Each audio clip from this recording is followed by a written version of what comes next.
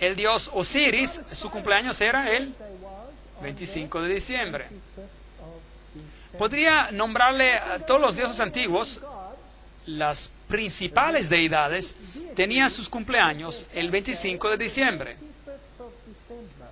Ahora, si la Navidad, Christmas en inglés, es decir, que significa la misa de Cristo en inglés, era realmente la fecha del nacimiento de Cristo, entonces, ¿por qué celebramos a Nicolás en ese día particular? ¿No es interesante? Y luego se les pide a los niños que pregunten a quién para sus regalos. En las religiones nórdicas, a Nicolás, y él viaja por el cielo justo como los dioses antiguos viajaban por el cielo el 25 de diciembre en un carruaje. Y si era Zeus o Júpiter, era jalado por un macho cabrío. Pero si era un dios nórdico, y nosotros, es decir, los anglosajones, tenemos una religión nórdica, porque de allá es donde venimos de los godos, del pueblo godo, entonces el dios era jalado por renos. Y él podía discernir lo bueno y lo malo, era eterno, vivía por siempre, y cada año sabía cuál niño era bueno y cuál niño no. Entregaba los regalos y él se iba, todo eso en el 25 de diciembre. Y los niños hoy se olvidan de Jesucristo y dicen Papá Noel. ¿Eso es bueno o malo? Entonces, lo que estamos celebrando es el día de Nicolás, y amamos a los nicolaitas. Pero la iglesia primitiva los odiaba.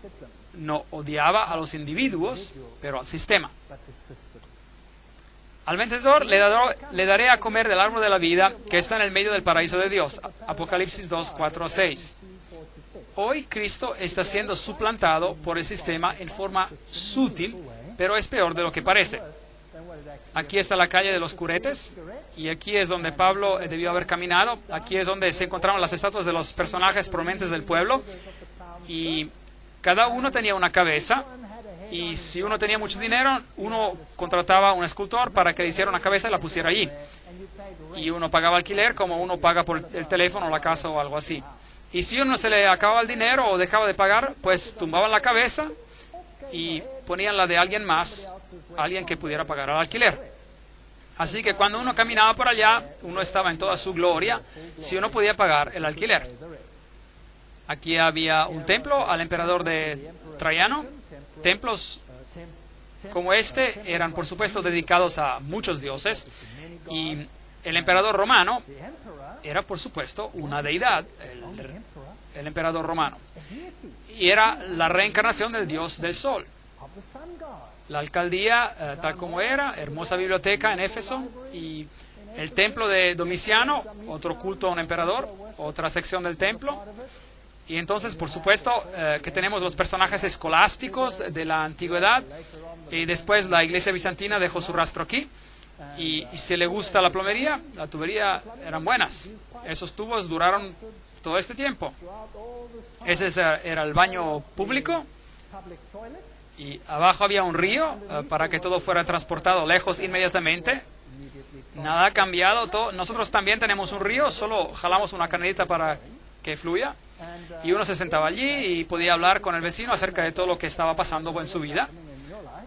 Aquí estaban los baños escolásticos, la diosa Artemisa, que tenía muchos pechos para alimentar a las naciones. Y este era el anfiteatro donde tomó lugar todo el tumulto cuando el platero, que era responsable de hacer todas las estatuas de Diana, se enfadó muchísimo cuando Pablo predicó un Dios diferente. Y la historia dice que Pablo se escapó de aquí, de Éfeso. Así que esta era la iglesia primitiva, digna de elogio, se aferró al camino, tenía discernimiento entre el bien y el mal, no permitía infiltración del paganismo dentro de la iglesia. Ellos discernían entre lo incorrecto y lo correcto. Jesús era el centro de su religión. Estaban un poquito satisfechos consigo mismos, pero aparte de eso estaban bastante bien. El primer tiempo de la historia cristiana tenía esas mismas características. Éfeso era un puerto y hoy ya no hay puerto. De hecho, el mar está a muchos kilómetros de distancia. Ha sido llenado de cieno. Aproximadamente en el año 800 después de Cristo dejó de ser un puerto Éfeso. Este hecho es interesante en términos de tiempo y de secuencias de evolución. Hoy en Éfeso uno puede ver que Roma ha levantado esta estructura, la cual fue aparentemente vista en una visión como el lugar donde vivió María, porque Juan vivió en Éfeso. Y Jesús dijo a Juan: he ahí a tu madre, y él recibió a María en su casa en Éfeso. Pero esto ha sido determinado como, de hecho, falso.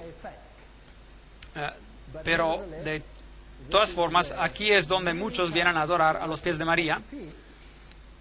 Todas las religiones vienen aquí. Católicos, peregrinaciones de protestantes, aún hasta naciones islámicas vienen a este lugar en particular. Bueno, el próximo periodo de tiempo es Esmirna. Desde el año 100 después de Cristo, probablemente hasta el año 313 después de Cristo, porque este fue un tiempo de tremenda persecución. La palabra mirra está escondida en la palabra Esmirna y significa aroma dulce, un aroma de sacrificio. Y si uno considera la ciudad misma, había un santuario a la diosa Némesis. Policarpo fue su primer ministro y fue martirizado. Interesante. Y en esta representación vemos los 10 días de persecución.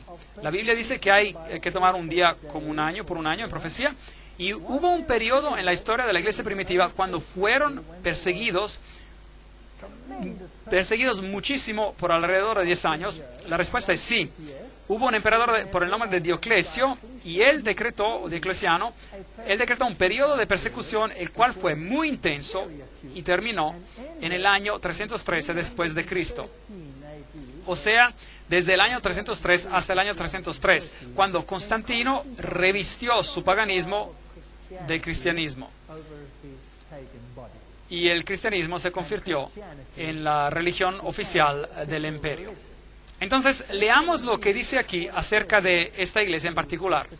Escribe al ángel de la iglesia de Esmirna, el primero y el postrero, el que estuvo muerto y vivió. Dice esto: yo conozco tus obras, tu tribulación y tu pobreza. Así que estaban pasando por tiempos difíciles. La iglesia primitiva creció rápidamente, las cosas iban bastante bien, hasta que esta religión comenzó a desafiar a la religión oficial. Y entonces la persecución se desencadenó. Y tan pronto que uno desafía a los paradigmas del mundo, hay persecución. Yo conozco tus obras, tu tribulación, tu pobreza, aunque eres rico.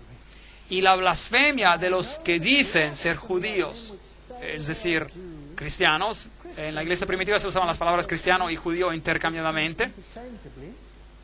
Y ellos no lo son, sino que son sinagoga de Satanás. De tal manera que hay dos iglesias en este mundo: aquellos que representan a Dios y a su Hijo, y aquellos que representan a otro poder. Entonces, esta iglesia tiene un elogio aquí, pero no hay reproche, ninguno en absoluto. No temas lo que has de padecer. El diablo echará a algunos de vosotros en la cárcel para que seáis probados, y tendréis tribulación por 10 días. Ahí tenemos un periodo de tiempo mencionado de manera particular. La persecución diocleciana tomó lugar durante ese periodo. Sé fiel hasta la muerte y yo te daré la corona de la vida. Ahí está la promesa de la restauración. El que tiene oído, oiga lo que el Espíritu dice a las iglesias. El vencedor no sufrirá daño de la segunda muerte. Interesante teología que vamos a tratar en conferencias siguientes. Apocalipsis 2, 10 a 11. Así que aquí está una iglesia que no tiene reproche. Es una de las únicas dos iglesias entre las 7 que no tiene reproche, solo un elogio. Eso es muy deseable. Pero, ¿qué tuvo que pasar para que llegaran a eso? Persecución.